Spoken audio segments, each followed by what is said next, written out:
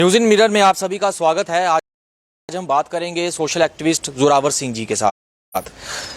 आज एक मुद्दा है जिसको लेकर काफ़ी चर्चा है। जिस तरह से अगर हम ओल्ड पेंशन की बात करें, ओल्ड पेंशन जिस तरह से सरकार द्वारा जो लगाई गई है, हैंडीकैप पेंशन लगाई गई है, विडो पेंशन जो है लगाई गई है, ताकि उन लोगों को सहूलियत हो सके, बुढ़ापे में सहूलियत हो सके। जिस तरह से 60 साल के बाद बुज़ुर्गों की उम्र हो जाती है, कई ऐसे बुज़ुर्ग हैं जिनके पास कोई ऐसा ज़रिया नहीं होता पैसे का, वो पूरी तरह से डिपेंड जो हैं वो इस पेंशन पे रहते हैं। लेकिन आखिरकार बात यहाँ पर आके रुकती है कि आखिर जब वो पेंशन लेने के लिए जाते हैं तो उनको क्या क्या डॉक्यूमेंट्स वहाँ पर देने पड़ते हैं। काफ़ी लंबी लाइनों में लगना पड़ता है, अपनी चप्पलें तक जो है वो घिसनी पड़ती हैं, बार बार चक्कर लगाने पड़ते हैं, और अगर एक भी डॉक्यूमेंट्स उनसे मिसिंग हो जाता है तो वो उनको बार बार वहाँ पर बुलाया जाता है कि आपका ये डॉक्यूमेंट जो है वो कंप्लीट नहीं है। तो उसी को लेकर आज हमारे साथ जोरावर सिंह जी हैं, जिन्होंने इस मुद्दे पर जो है आवाज़ उठाई है, ओल्ड एज पेंशन पे आवाज़ उठाई है।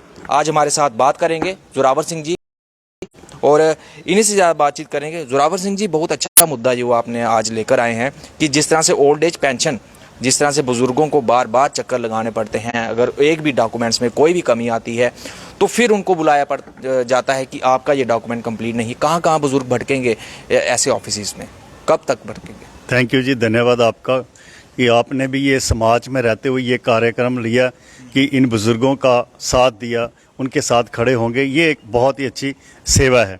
तो मैं सबसे पहले मैं हॉनरेबल गवर्नर साहब से ही रिक्वेस्ट करूंगा कि ये जो गाइडलाइन डिपार्टमेंट ने हमें दी हैं ये बहुत ही ज़्यादा मुश्किल हैं।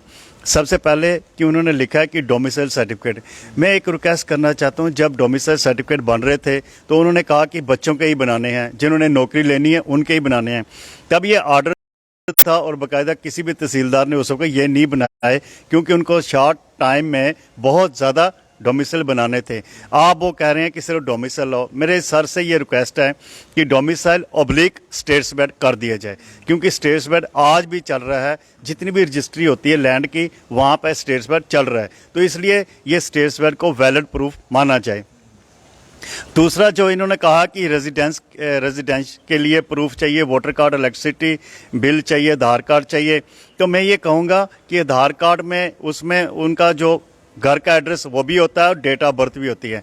इन्होंने डेट ऑफ बर्थ मांगी है किसी पुलिस स्टेशन से, एसएचओ सर से, किसी म्यूनसिपल कॉरपोरेशन से, तो किसी म्यूनसिपल कमेटी से। तो मैं ये रिक्वेस्ट करना चाहूँगा कि आधार कार्ड वाली जो डेट ऑफ बर्थ है वो मानी जानी चाहिए।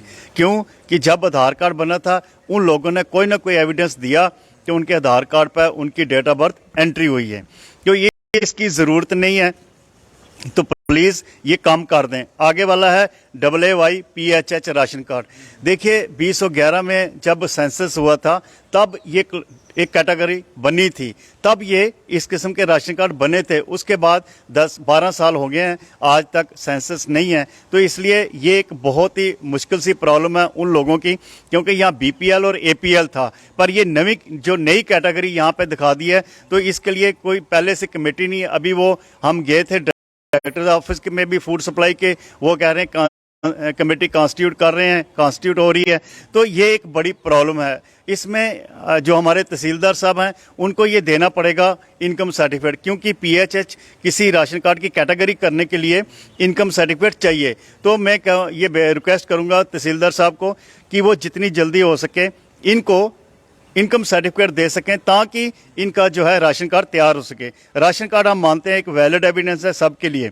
तो राशन कार्ड के बाद उन्होंने मांगा है ये फर्स्ट पेज ऑफ बैंक, जो उनकी पासबुक है। देखिए ऑलरेडी जिनकी पेंशन लगी हुई है उनको ये ज़रूरत नहीं है, उनके अकाउंट नंबर सब चीज़ उनके पास है।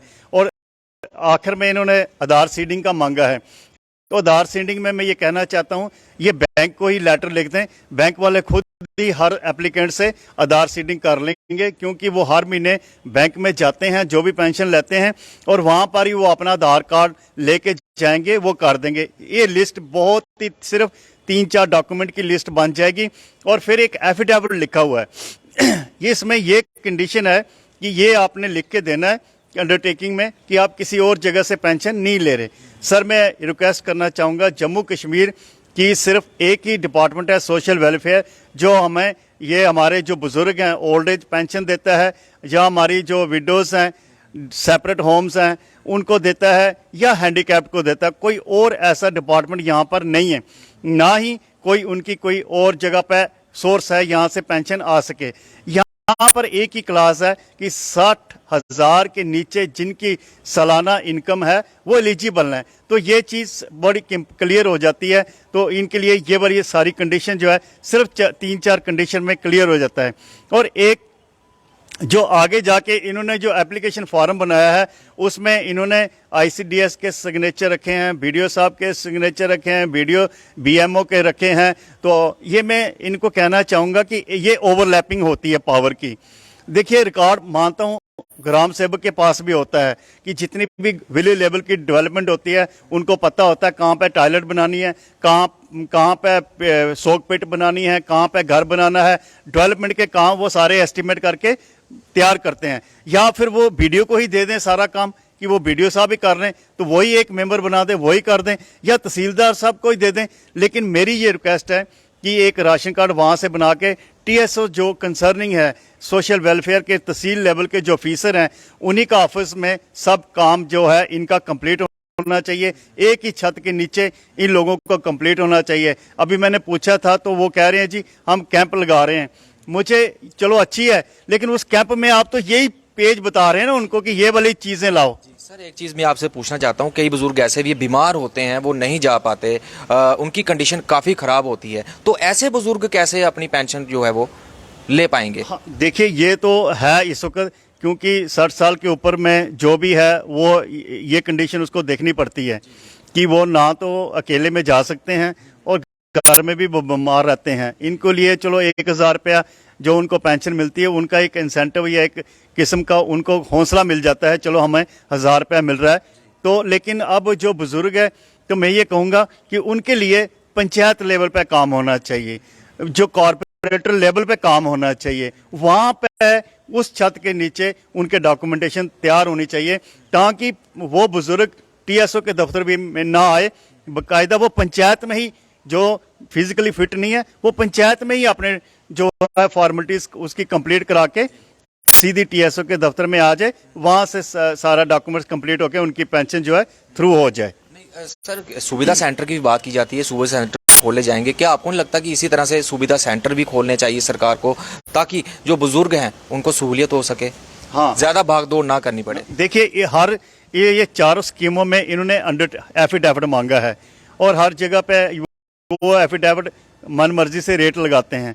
तो मैं ये सरकार से रिक्वेस्ट करता हूँ हानवर गवर्नर साहब से कि जितने भी सुविधा सेंटर हैं वो खोल दिए जाएं और उनको एक जो उनकी जो फीस चार्जेज किसी भी चीज़ की है, चाहे वो आधार कार्ड है, राशन कार्ड है, कुछ भी है, वो एक प्रिस्क्राइब फीस होती है जो गवर्नमेंट से अप्रूवल होके आती है, वो लेंगे। वो लोग ईमानदारी से काम करते हैं और जहाँ जम्मू में मैक्सिमम सुविधा सेंटर खोल दिए जाएं ताकि जो प्राइवेट कंप्यूटर वाले हैं वो अपनी मनमर्जी ना कर सकें। एफिडेविट बनाने के लिए वो अपनी मर्जी से पैसे मांग रहे हैं और एफिडेविट की यहाँ ज़रूरत नहीं है।